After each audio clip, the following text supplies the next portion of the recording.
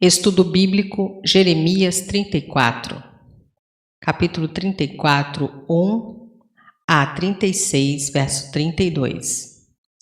Estes capítulos narram cenas de rejeição da palavra do Senhor, que levaram à decisão final sobre Judá. O rei Zedequias é condenado por voltar atrás em sua promessa de libertar escravos, capítulo 34. Os homens de Judá são reprovados por não aprenderem uma lição com o exemplo dos recabitas fiéis, capítulo 35. O rei Jeoaquim rejeita a mensagem de Jeremias e queima o rolo do profeta, capítulo 36. Versos 1 a 22. Durante o cerco, Zedequias proclamou liberdade a todos os escravos, evidentemente para ganhar o favor de Deus, mas não tornou efetiva a proclamação. Verso 1. Todos os povos. Foi necessário que as nações vassalas se juntassem na batalha com seu suzerano Nabucodonosor. Pelejavam. O cerco começou por volta do dia 15 de janeiro de 588 a.C., capítulo 39, verso 1, e terminou por volta do dia 18 de julho de 586 a.C., 39, verso 2 e 52, versos 6 e 7. Esse capítulo tem como pano de fundo o reinado de Zedequias durante o sítio de 588 a 586 a.C. e é uma ampliação de 32 versos 1 a 5, mensagem que resultou na prisão de Jeremias. Jerusalém. Aqui, como acontece em diversas outras passagens da Bíblia, o nome da capital representa toda a nação. Versos 3 a 5. Zedequias não morreu à espada em batalha, nem escapou das mãos de Nabucodonosor, sendo levado cativo à Babilônia. Morreu na prisão, depois de ter seus olhos vazados por Nabucodonosor em Ribla, no sul da Síria, ao norte da Palestina. Capítulo 39, verso 7, 52, versos 8 a 11 e 2 Reis 25, versos 5 a 7. Verso 5.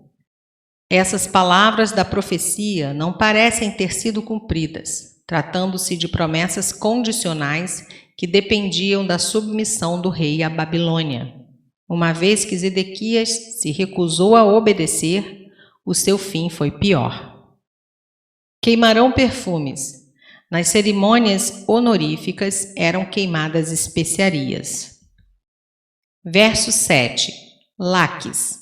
Cidade importante do Cefelá, atualmente denominada Tel-Rezi, cerca de 37 quilômetros a sudoeste de Jerusalém. A cidade se situava sobre uma estrada que atravessava o vale a caminho de Jerusalém, motivo pelo qual era importante na defesa da capital. Sua destruição violenta relata-se em inscrições babilônicas daquela época. Além disso, fragmentos de 21 cartas escritas durante o sítio de um posto avançado de Laquis ao capitão da guarda que defendia a cidade foram achados em 1935 pela expedição arqueológica Wellcome, sob a direção de J. L. Starkey e Sir Charles Marston. Tais cartas foram escritas pouco antes de Nabucodonosor lançar seu ataque final, ateando grandes fogueiras contra o muro da cidade. Elas foram encontradas num depósito de cinzas e carvão no piso da sala da guarda. Como voz oriunda dentre os mortos, confirmam a realidade da história de Jeremias. Azeca. Outra cidade importante do Cefelá em virtude da defesa da estrada que levava a Jerusalém. Provavelmente cerca de 29 quilômetros a sudoeste de Jerusalém e 18 quilômetros ao norte de Laquis. Ambas essas cidades teriam de ser tomadas antes que Jerusalém pudesse ser atacada. Versos 8 a 11. Esperando obter o favor divino, a aliança de Zedequias para libertar os escravos foi inicialmente aceita pelo povo, seguindo-se a lei da libertação. Êxodo 21, 2, Levítico 25:10, 39:55, Deuteronômio 15:1 e 12-18. O escravo hebreu, geralmente comprado por dívidas, deveria ser solto após 6 anos de serviço, o que foi estendido às escravas hebreias. Deuteronômio 15:12. A expressão apregoar a liberdade era usada justamente para se referir à libertação de escravos no ano de jubileu, Levítico 25:10. Parece que essa lei, semelhantemente à do ano sabático, segundo Crônicas 36:21, raramente era obedecida.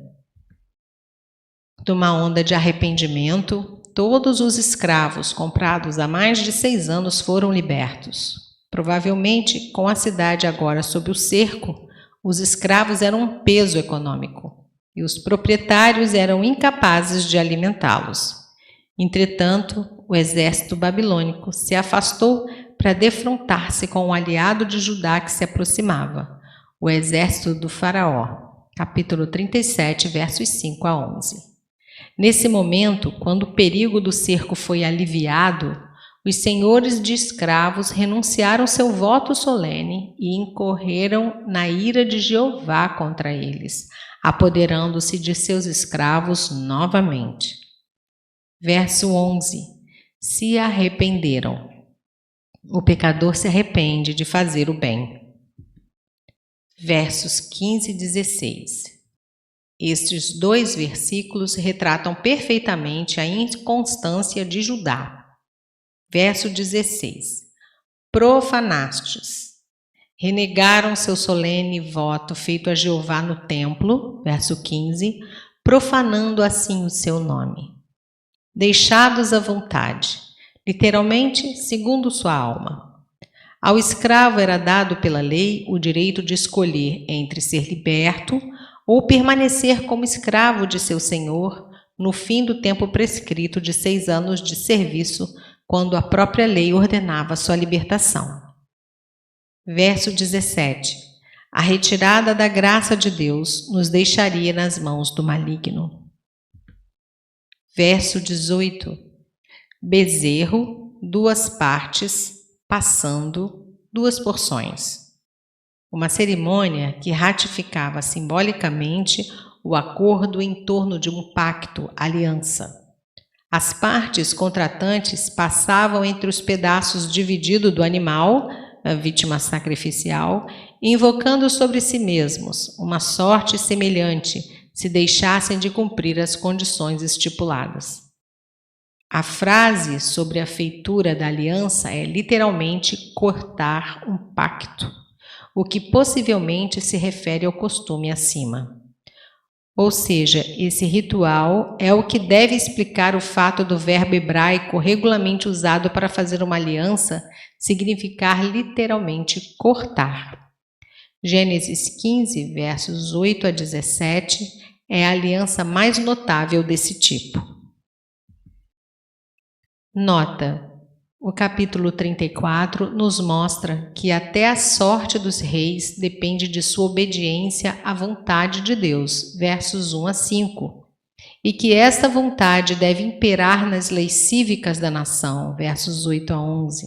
A chave da compaixão humana é o amor que o próprio Deus mostra para com as pessoas fracas e escravizadas, versos 12 a 22. Nos capítulos 35 e 36, regressa-se ao reinado de Jeoaquim. Cronologicamente, segue-se ao capítulo 26.